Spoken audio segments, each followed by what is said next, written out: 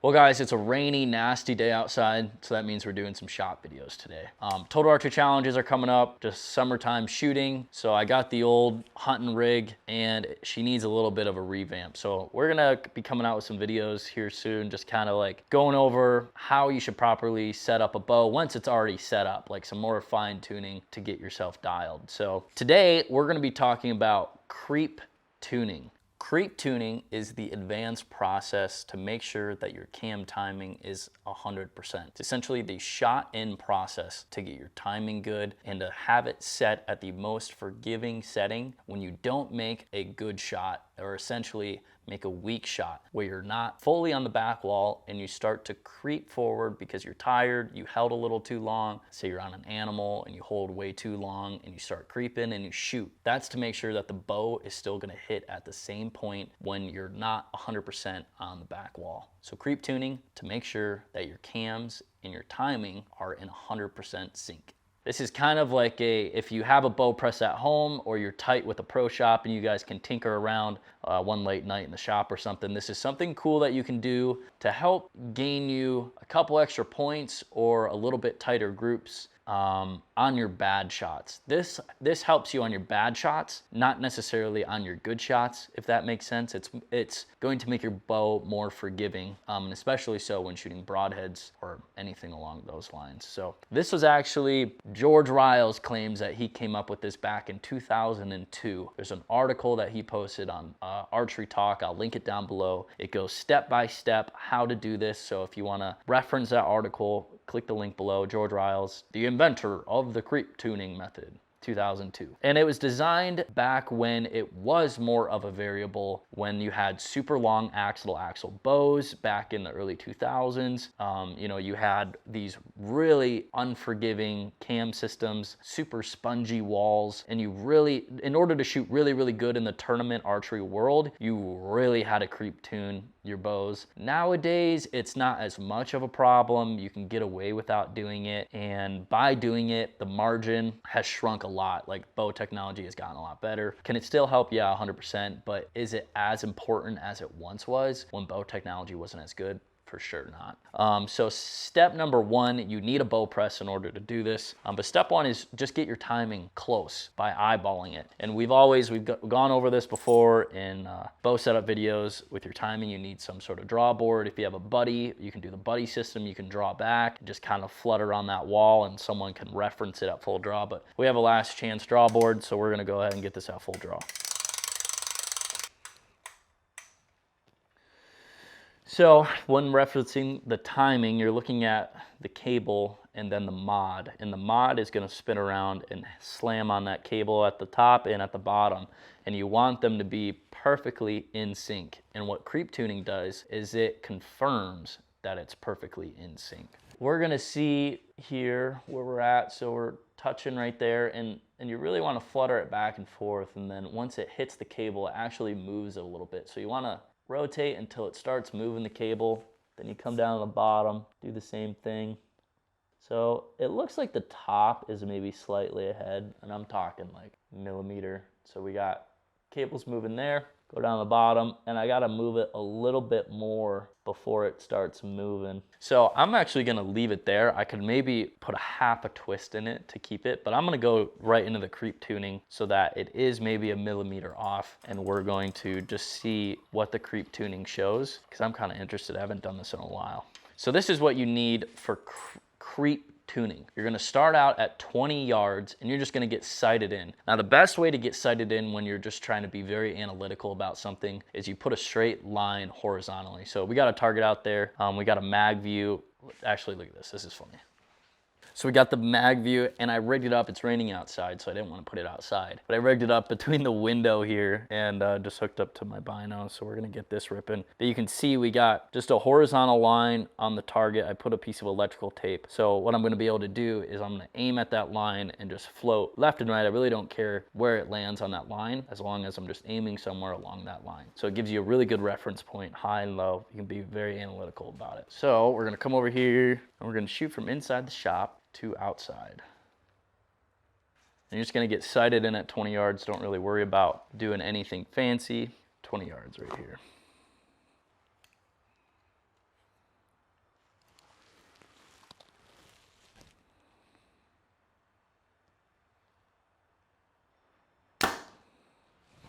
actually really got to get sighted in. Okay, a little closer. And it's best to always double check your homework, as in like shoot a couple that hit the line. Don't just shoot one and done. If you gotta go, shoot a couple ends, make sure it's sighted in. That definitely helps.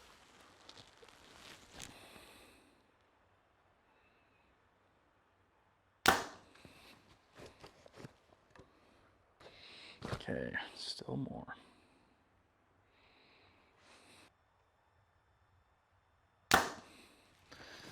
So that felt like a good shot. Split the line in half. So I'm gonna shoot another one, see if that was actually true.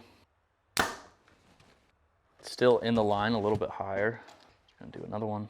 And it's like you kind of take the averages of your shot. Obviously it depends on your skill level. If the best group you can do is like a softball, then you kind of reference like a softball type of line. But if you can hit a line like this every single time at 20 yards, then obviously you can use this line as a better reference.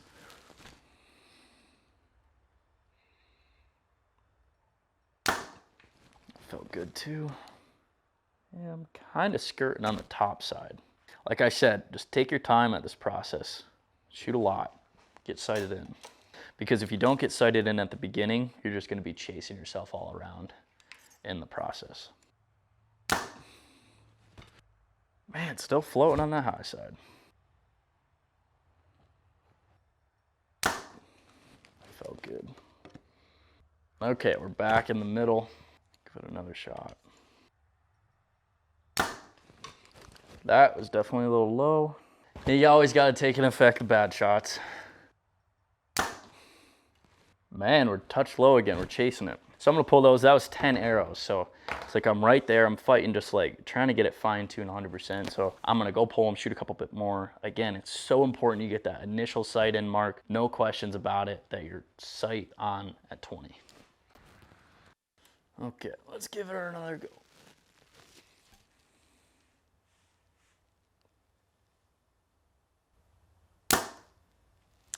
That felt good. Okay, that was right in the bottom of the line. Whoops. Same exact spot. Bingo. That felt good. We're just like, we just did boom, a little higher, boom, a little bit higher, boom, right in there. So I'm gonna call that good. So now, sighted in 20 yards, 100%. Make sure that's tightened all the way down to lock it into place. Now what we're gonna do is we are going to pull we're gonna need full draw, and we're gonna pull very hard into the back wall, to the point where you can still aim accurately, but you ream into the back wall, really pulling on the mods against the back wall. And we're gonna shoot a couple times, and we're gonna see where that lands. And that went at the top part of the line.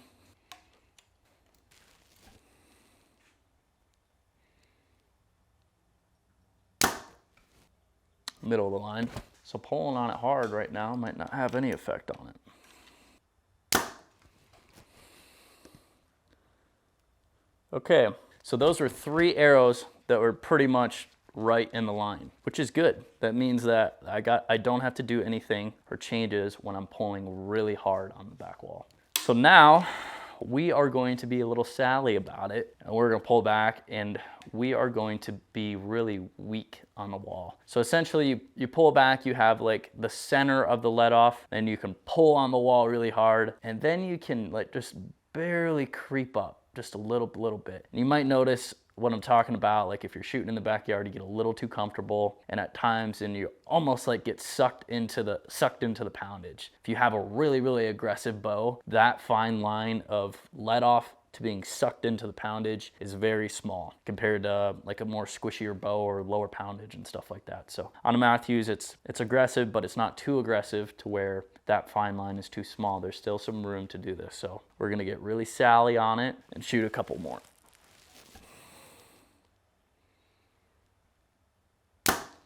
That's tough to shoot like that. Nice. Okay, so that went quite a bit above the line. It's tough because I'm used to pushing and like pulling into the wall, and then you're trying to like ease into it.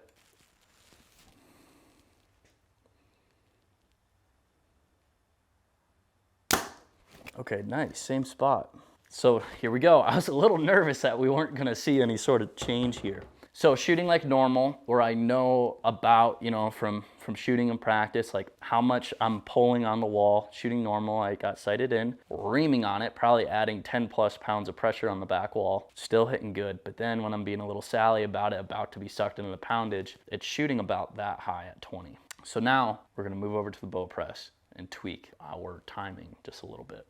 Okay, so our bow is hitting high when we do our creep for this creep tuning. So if it's hitting high, we're gonna want to put twist into the bottom cable that goes on the bottom cam. If our creep tuning hit low, we were going to put twist into the cable on the top cam. Now, George says that you always want to put twist into it. You never want to put twist out, because twist into it is way more responsive. You're going to get way more of an accurate result than taking twist out. If you take twist out, it takes a while for the cable to settle, because you're unraveling it essentially. So for it to fully unravel, it's not as responsive as if you just put a twist in, make it tighter. It's, I guess, just more responsive when you're tighter. In our case, our arrow hit a little bit high, so I'm gonna put in one twist into the bottom cam.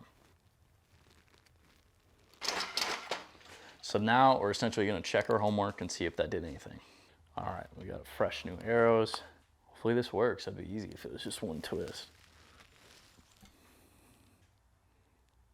Well, I'm definitely out of time now. I can feel that. The twist might have been too much.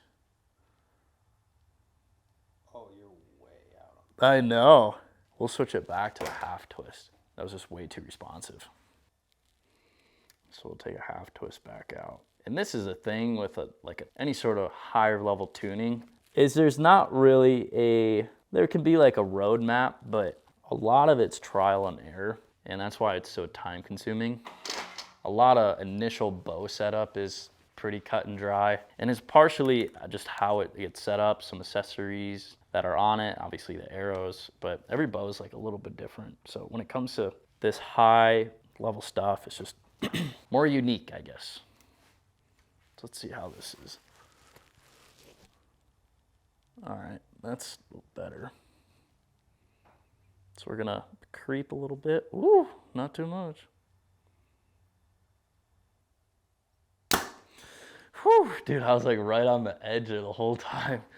Still a little high. About the same spot, honestly. Whew. Same spot, just a little high. Let's try this. There's even a more trick to get even a more micro adjustment. So we're gonna put that half twist back out of it. So now we're back to where we were. But we're gonna take our end loop and we are going to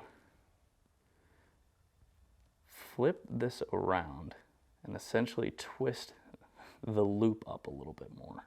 The Matthews guys showed me this. This is like, you can essentially, since this is twisted, you can twist it up a little bit more, and that gives you like a micro adjustment. So consider that a quarter turn. Those are quarter turns. You can do half turns in here. All right, so we got a quarter turn now. Let's see what we got. The quarter turn back. We started with a full, and it was made way too much of a change. So now we're back to a quarter. We did a half, and now we're back to a quarter.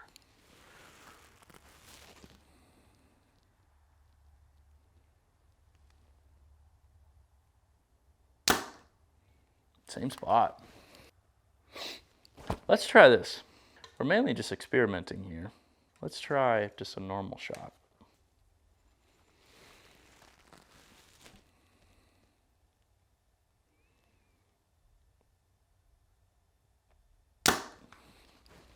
Oh, we're back up high. This is what I'm saying. You got to have such incredible patience with this. Same spot, high. Whew. Creeping. Man, there's such a minute difference there. I'm gonna look at this for fun too.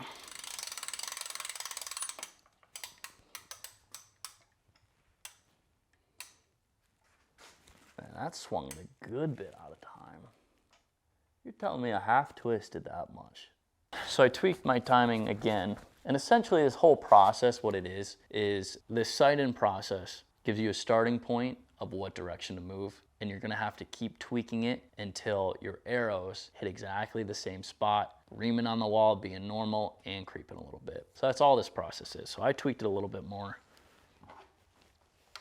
And now we're gonna see, I'm gonna do a normal shot, see where it lands, and then I'm gonna creep and see where it lands.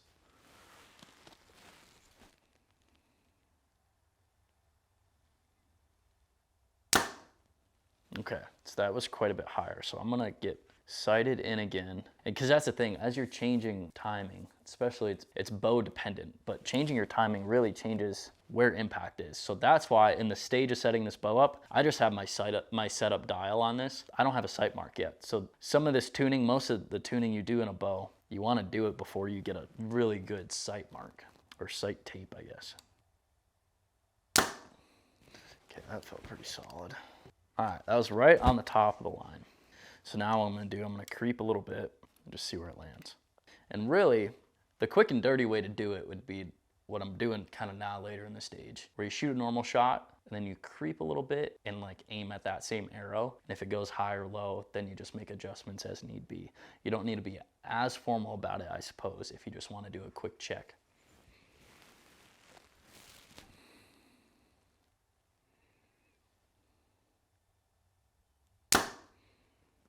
Nice. Dude, honestly, that's not bad at all.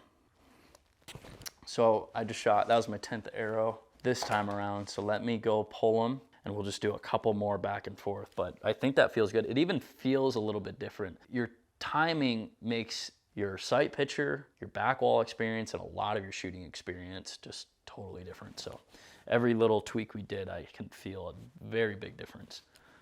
This is almost like one of those little voodoo things where when you shoot a shot and you're like, why the heck did that go high? Or why the heck did that go low?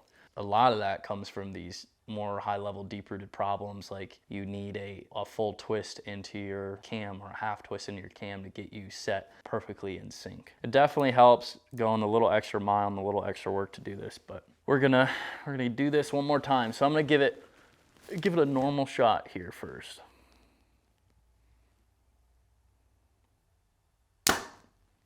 Okay, good.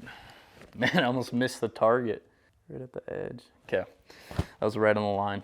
Felt good. So now we're gonna ease up on it, do a little creeping. Ooh, that was a bad shot, but hey, it still landed on the line. That's what we like to see, but we'll shoot a few more. It's really tough to make a good shot while you're creeping because it goes against everything, kind of how you want to shoot, pushing and pulling or rotating through. So you gotta be really careful, and that's why, you know, it's a volume game, it's an average game. Like all these shots were about right here, all these shots were about right there. Don't just shoot once and call it quits, sort of thing.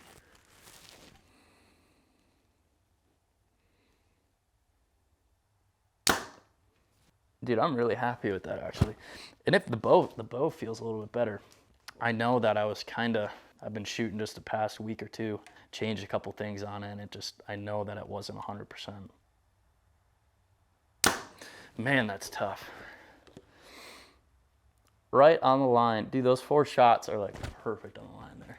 Man, well, so the next step that we can do, I'm not gonna do it, but to more fine tune, because this sounds like a 50 plus arrow fine tune. Put that target out at 40 yards and do the same process again. And essentially it's just gonna maximize what's wrong, if there is anything wrong now. So you get sighted in, 40 yards, shoot like normal, boom, boom, boom. And then you creep, pull hard on it, and get that just more dialed in right there. So just one of those steps, man, of getting a perfect setup is creep tuning. You know, obviously bow setup, initial, just bolt everything on, make sure it's right, it's pretty cut and dry. But then next is paper tuning. Obviously get the arrow flying out of the bow pretty good, which if you bolted everything on correctly, have the right arrow spine, have the right setup, the paper tune should be really close. But you get that kind of dialed in, and then, you know, your next step, you can do a creep tune. And then what we can do next is like a walk back tune. And then what we can do next is more of a broadhead tune, I suppose, after the walk back, even though by this point should be pretty dang close. So yeah, one thing after the next to just fine tune in the setup. But this phase 4, we're getting dialed in for TAC, Total Archery Challenges, and creep tuning is complete. So thank you guys for watching. Hope you enjoyed. Hopefully that wasn't too confusing, because it is just a little bit of TLC, a little bit of patience, and just kind of trial and error with all this stuff. So thank you all for watching. We'll catch you in the next one.